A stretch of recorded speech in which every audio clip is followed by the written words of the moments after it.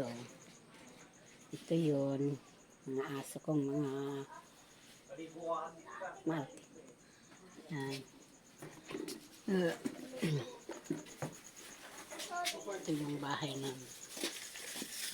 Ito na naman na ilo, may sitok malit. Ay, may mga doon Hilo? nakalagay sa pixel. Hello. Ito yung aming bahay. Ito yung duyan na nagduduyan ang apo ko na si Jarin. Yan. Tingnan. Si Jarin. Oh, makulit daw siya. Oh, tapos yung bahay namin. Walang araw. Alaala niya lang to. Aalis na tayo sa bahay. Dito. Ito. Sa labas. Sa labas. Yan. Sa labas.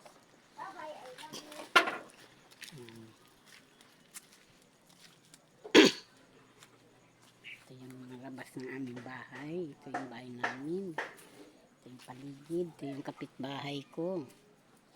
Ito yung lagi kong namin dinadaanan. Ito, madamo na. Ngayon, mga sunod araw o next year, wala na kami dito. Kakalungkot din. Kasi, dito ko pinanganak mga anak ko. Ngayon, lumaki na sila. May mga apo na ako. Dito namin dinanas ang matinding pagsubok ng mag-asawa. Hirap. Pero ngayon, ito. Aalis na kami dito. May iwan na namin itong aming bahay.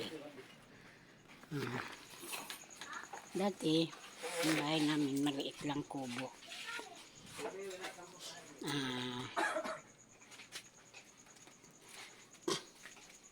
Ito.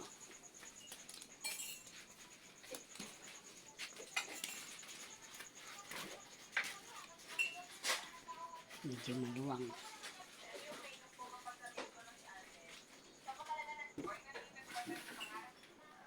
Pero yung aming lilipatan, maliit na. Hindi na namin madala lahat ang gamit namin. Kasi maliit. Sana, kung pagkaloob ni Lord, magkaroon kami ng pera, sana makabili man lang kami kahit lote man lang. Pero, aywan ko, nasa mga kamay ni Lord ang mga bagay na yan. Dahil yung isa lang yung nagtatrabaho kong anak. Siya lang yung walang asawa. Pero siyempre may pangangailangan din siya. Kahit na binata pa siya. May pangangailangan siya din para sa sarili niya. At hindi talaga namin siya maasahan. Tumulong. Kaya bahala na lang ang Panginoon. Sana gabayan na lang niya kami. Bigyan lakas. Kasi yung dilipatan namin, may bayad yun 30 years. Aalis kami dito. Paglilipat kami sa isang bahay na maliit lang. Tapos 30 years namin huhulugan. Di ba? Nakakalungkot. Dahil lumaki na lahat, mga anak ko. Naiwan na itong lugar na ito na puno ng mga alaala namin. Pero thank you Lord, salamat sa Panginoon dahil hindi niya kami pinabayaan sa lahat ng pagsubok.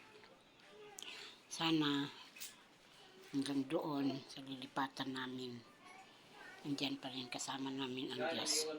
Siyang gumagabay sa amin. Ang kasama ko doon, ang susunod doon sa pagbabayad, kung kami ay wala na, sila na magpapatuloy, yung bunso kong anak. Pero yung nagtatrabaho kong anak, hindi kaya niyang bumili balang araw.